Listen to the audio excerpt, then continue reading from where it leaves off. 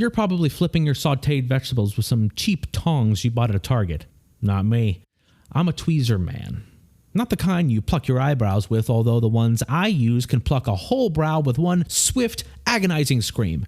I use chef tweezers. Long, thin tweezers that are gentler on food when cooking and allow for precision when plating.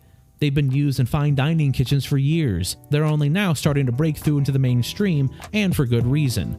This week on the feed, I invite you into the fastidious, pretentious world of chef tweezers. The kitchen utensil that makes me feel like I have some semblance of control over my spiraling hellscape of a life.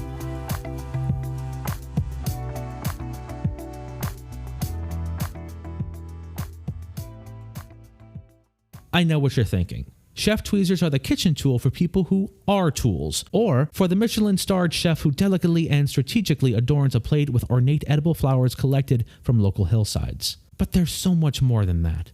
They're also for making you feel like you can control some aspect of your life when you're alone, really high, and frying Spam at 2 in the morning wearing nothing but your genitals. When all else fails, as it often does in my life, chef tweezers are there to help me carefully plate the broken pieces into an elegantly edible facsimile of competence. Do they need to be titanium coated?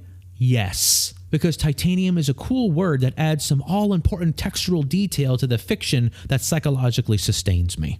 Speaking of textural, my tweezer has over 100 grooves, so I can really latch on to a chicken breast, a fleeting dream that'll never be realized, grilled zucchini slices, or even the ephemeral concept of my ability to hold a family together.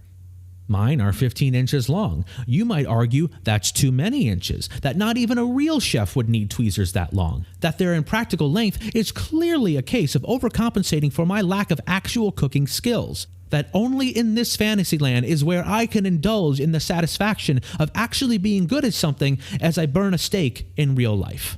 You're right on all counts. But when me and my chef tweezers are confronted with such a reality, we retreat behind an old adage.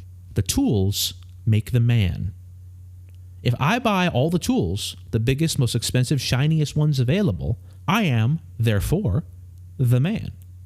I am the man, and I know it because I bought a thing that made me the man without having to put in the effort to actually become the man. And there is nothing more the man than that. That's why I use Bernardin chef tweezers, and it's why they've sponsored this episode. It's like their website says, Bernardin chef tweezers, for the chef who thinks food deserves the same stuffy attention to detail as a retiree building a ship in a bottle.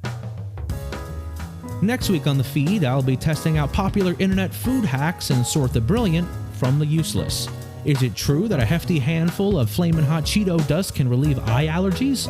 Well, I've already recorded the episode, so I could say no, don't do that. It's a very bad idea. Don't get your medical advice from TikTok. That's all I'm saying. Some of them are liars. Some of those teenagers are lying to you. Anyway, see you next week.